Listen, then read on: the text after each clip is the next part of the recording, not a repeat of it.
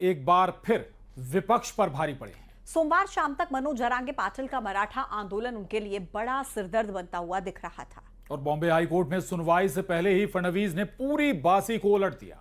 सरकार ने मनोज जरांगे की 8 में से करीब 6 मांगों को मान लिया और जरांगे ने जीआर मिलने के बाद अनशन खत्म करने का ऐलान भी कर दिया। रिपोर्ट देखिए।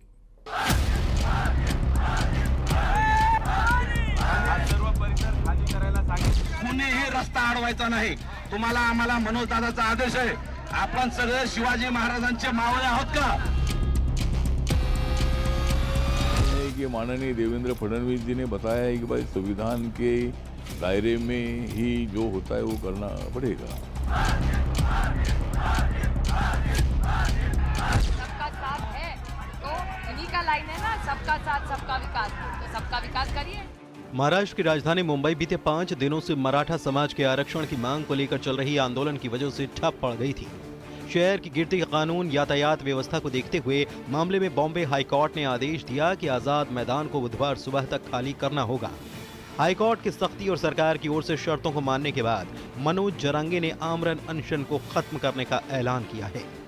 सरकार ने कुछ शर्तों पर सहमति जताई है। सरकार ने हैदराबाद गजेटियर को जारी कर दिया है, यानी कि मराठाओं को कुणबी के रूप में पहचान दी जाएगी। बता दें कि महाराष्ट्र में कुणबी पहले से ही ओबीसी वर्ग में शामिल है, ऐसे में उन्हें आरक्षण का लाभ मिलेगा।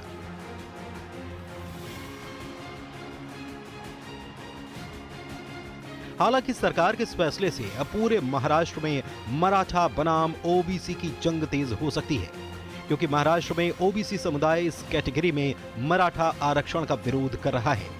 महाराष्ट्र सरकार में मंत्री छगन भुजबल ने ऐलान किया है कि अगर ऐसा हुआ तो ओबीसी के साथ अन्याय होगा और इसके खिलाफ ओबीसी समाज भी आंदोलन के लिए मजबूर होगा।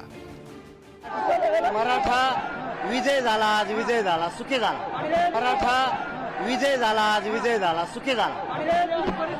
दिखाया है ओबीसी अलग अलग अलग अलग दिखाया है, तो देखो, और जिसके पास जरा भी कोई प्रूफ है कुछ भी दे दो, मगर एक साथ सारे मराठवाड़ा, सारे पश्चिम महाराष्ट्र करोड़ों लोगों को कुणबी बनाया जाए, ओबीसी बनाए, वो हम नहीं होने देंगे। हमने आज मुख्यमंत्री से भी मुलाकात की, उप मुख्यमंत्री, उनसे भी दरख्वास्त की कि ये नहीं होना चाहिए, हमारे ऊपर अन्याय न हो। महाराष्ट्र की आबादी में करीब 38% हिस्सेदारी ओबीसी की है, जबकि मराठा आबादी भी 28% है। ऐसे में कोई भी राजनीतिक दल, चाहे वो सरकार में शामिल है या विपक्ष में, उनके लिए दोनों में से एक का चुनाव बेहद मुश्किल है, क्योंकि दोनों ही वर्ग के लोग महाराष्ट्र में बड़ी तादाद में हैं और किसी भी एक का साथ देना किसी भी राजनीतिक दल के लिए नुकसान का सौदा हो सकता है।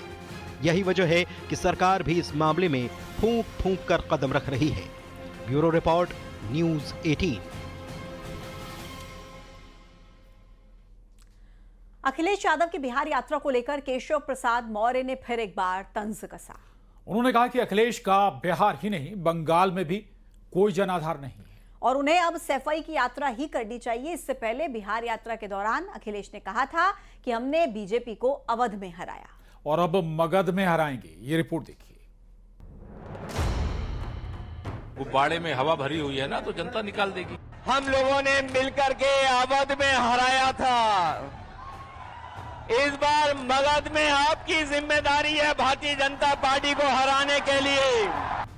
उत्तर प्रदेश में सपा का कोई भविष्य नहीं, सैफई यात्रा की तैयारी करेंगे।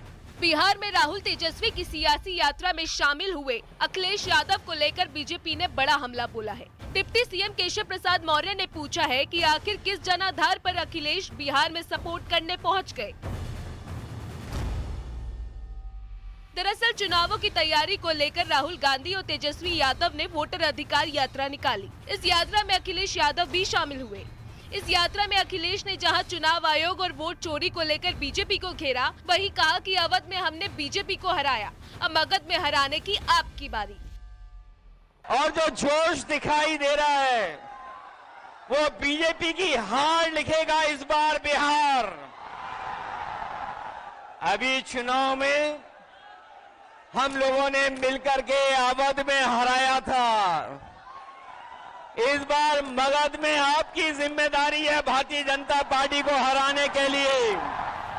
डिप्टी सीएम केशव प्रसाद मौर्य ने एक बार फिर अखिलेश पर निशाना साधा है। बिहार में वोटर अधिकार यात्रा में अखिलेश के शामिल होने पर उन्होंने कहा कि अखिलेश यादव का ना तो बिहार में जनाधार है, ना ही बंगाल में जनाधार है। अब वो सफाई यात्रा की तैयारी करें।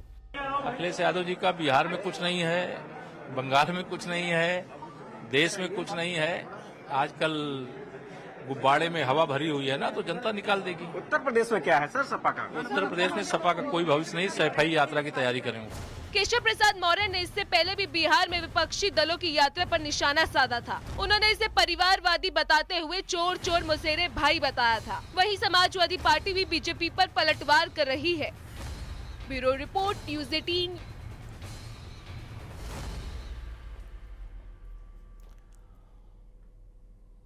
प्रधानमंत्री नरेंद्र मोदी के चीन दौरे ने अमेरिका के अलावा चीन और पाकिस्तान को भी कई अहम संदेश दिए।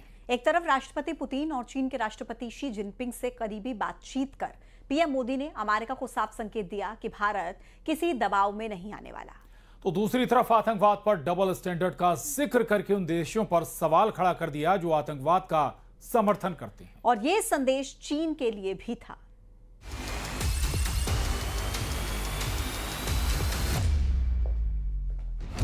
आतंकवाद पर प्रहार।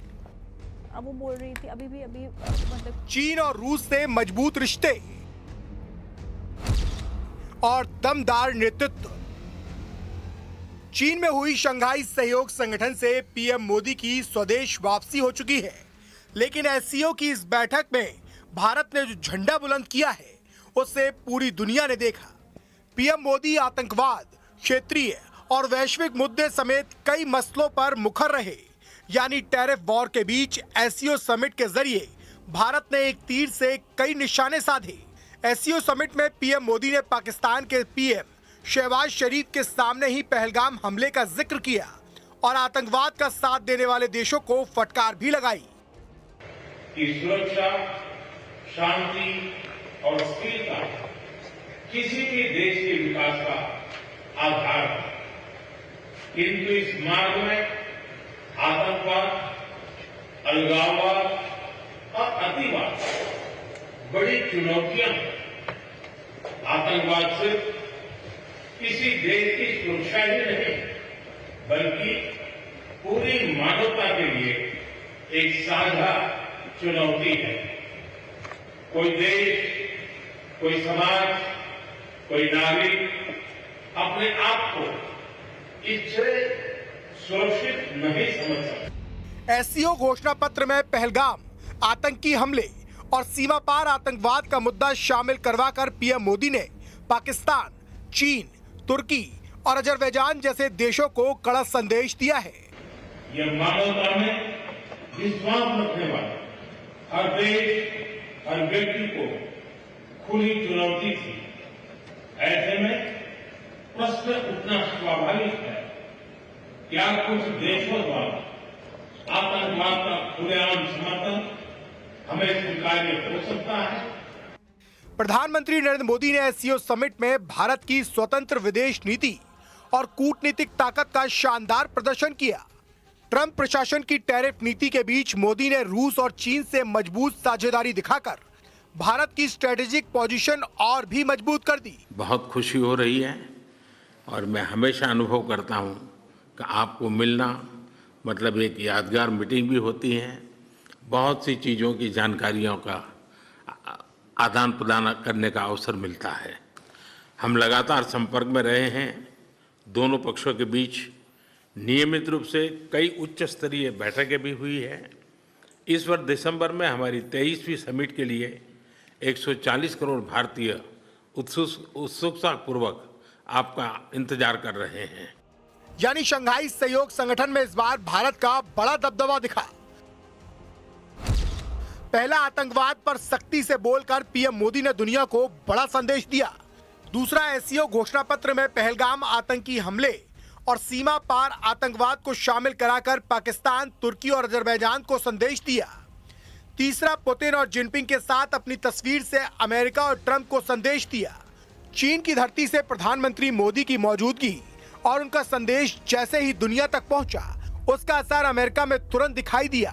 अमेरिकी दूतावास ने एक अप्रत्याशित बयान जारी किया, जिसमें कहा गया कि भारत और अमेरिका की साझेदारी लगातार नई ऊंचाइयों को छू रही है।